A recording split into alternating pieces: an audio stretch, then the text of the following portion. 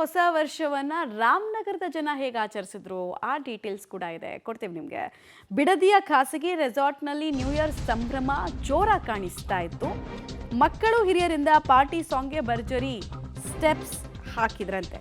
ಅದ್ಧೂರಿಯಾಗಿ ನೂತನ ವರ್ಷ 2026 ಇಲ್ಲೂ ಜನ ಸ್ವಾಗತಿಸಿದ್ರು.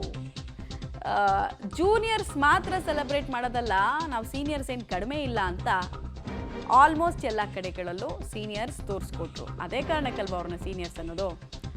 ಬಿಡದಿ ಖಾಸಗಿ ರೆಸಾರ್ಟು, ಹೋಮ್ ಸ್ಟೇ, ಆಮೇಲೆ ಪಾರ್ಟಿ ನಡೆದಿರುವಂತಹ ಜಾಗ ಯಾವುದು ಅಂತ ನಾವು ಹುಡುಕ್ಬೇಕಷ್ಟೇ. ಪ್ರತಿಯೊಬ್ಬರು ಮನೆಯಲ್ಲೂ ಸಣ್ಣದಾಗಿ ಒಂದು ಸಂಭ್ರಮ ಇತ್ತು, ಖುಷಿ ಇತ್ತು, ಒಂದು ಭರವಸೆ ಇತ್ತು.